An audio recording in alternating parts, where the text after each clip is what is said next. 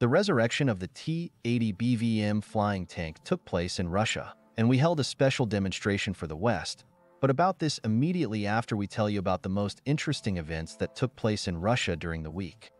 So, at the production site of the ASBO of the Southern Center for Shipbuilding and Ship Repair of the USC, the keel of the head dredger of the Russian Project 93.159A was laid. The main purpose of the vessel is dredging, development of muddy, sandy, gravelly soils. The dredger will also be used to clean rivers and canals from sediment, for laying canals and other hydraulic engineering structures. Hydraulic Unit Number 11, upgraded with power machines, was put into operation at Vorskaya HPP. To date, all 22 hydro turbines and 19 generators have been replaced at the station. Vorskaya HPP is the lowermost powerful stage of the Vorsko Cascade and the largest hydroelectric power station in Europe. Due to its maneuverable capacities, it is of great importance for ensuring reliable operation of the unified energy system of Russia. Construction of the first processing plant for 2 million tons per year has begun at the Sugodinsko-Agadzinski coal deposit in the Selemedzhinsky district. In the future, 6 more factories for 5 million tons each will be built here. The reserves are estimated at about 2 billion tons. The deposit has a large number of coal grades, which are used in many industries. NPO Energomarch has successfully conducted the first control and technological test of the RD-191M rocket engine designed for the upgraded Angara A5M heavy launch vehicle. The key difference from RD-191 is a 10% increase in thrust, which will help Angara A5M to put heavier loads into orbit, including modules of the promising Russian orbital station.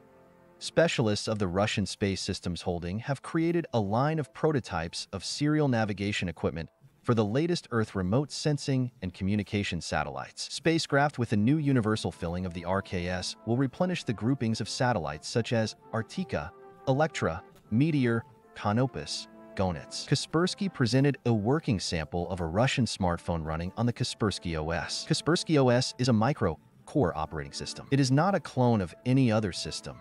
Its microkernel is written entirely from scratch and does not use the Linux kernel code. The operating system is focused on creating hardware and software systems that are protected from any, even from unknown threats. Scientists of JSC Klopen Radium Institute have manufactured and put into operation a pilot plant for sorbent synthesis for the production of a new type of gallium-68 generators. Radiopharm preparation based on gallium-68 is used for the most accurate diagnosis of neuroendocrine tumors, myocardial perfusion, and cancer prostates. The project is able to completely cover the needs of the domestic and foreign pharmaceutical market. The mill has developed milling machines for aircraft engine building enterprises and the military-industrial complex. The WMB 63 5-axis machine makes parts of complex shape with a diameter of 630 by 400 millimeters. The WMB 73-axis center performs power milling of workpieces up to 1400 by 700 by 700 millimeters in size from structural steel and alloys.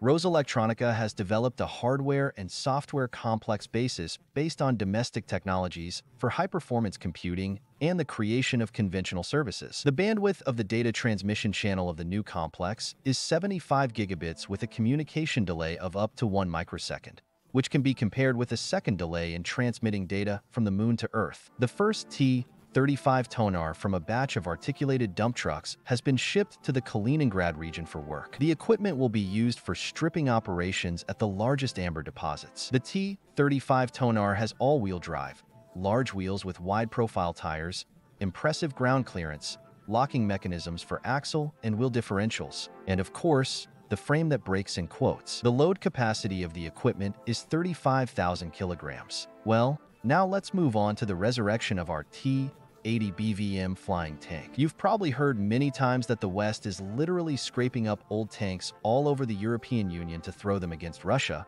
because the production of new ones takes too much time and money from them. At the same time, our country independently produces the best tanks in the world.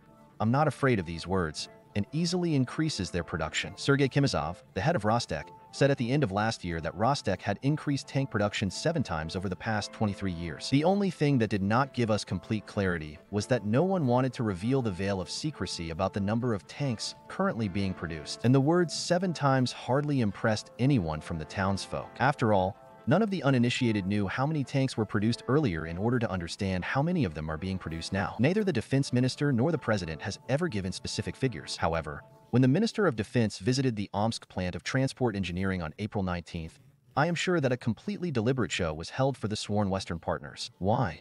Because in the news story, these same former partners were able to see and realize what our defense industry is capable of. The fact is that in addition to a significant increase in the production of T-90M breakthrough tanks at Uralvagonzavod in Nizhny Tagil in September 2023, it was reported that we had resumed production of jet or flying T-80BVM tanks. And so Shoigu visited this plant to demonstrate to the West how quickly our defense industry enterprises are moving from words to deeds. The officially announced goal is to visit, check, and fulfill the state defense order. But during this visit, the film crew deliberately, beautifully, from all angles showed a huge workshop full of both unassembled and ready-to-ship new modernized and the world's fastest T-80BVM tanks. In the workshops, we counted about 26 buildings without towers, 12 standing in a line, almost ready-made tanks that have not yet been fitted with tracks, dynamic protection and protection from FPV drones, as well as a train with tanks loaded on it and ready to be sent to the army,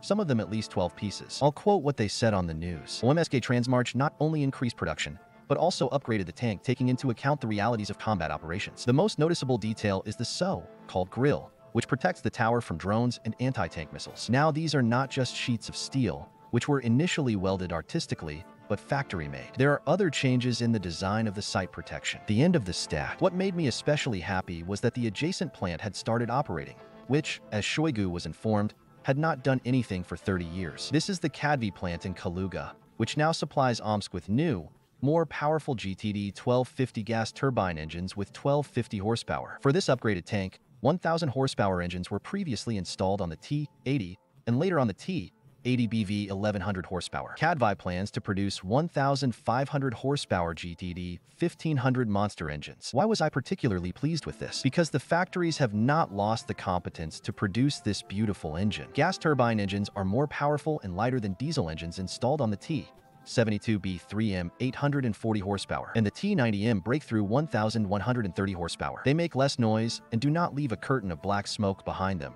and they also easily get carried away in the most severe frosts. Despite the already increased production of tanks, the Minister of Defense set the plant's management the task of further increasing production. And now let's talk about how many tanks Russia is producing now. Of course, we will not find official figures, but the Army recognition publication at the end of 2023, with visible despondency to the naked eye, wrote that despite the sanctions, in 2023 the Russian army received 210 new T-90M breakthrough tanks compared with only 30 units in 2020. And the number of T-72B3 tanks delivered in 2023 is 840 vehicles, compared with 120 units in 2020. And now, in addition to all this splendor, we have resumed production of the T-80BVM, which was so beautifully demonstrated to former Western partners, who scraped out all the most stale stuff like Leopard 1A5 from their warehouses, which was produced in Germany from 1965 to 1984 and was decommissioned by the Bundeswehr in 2010.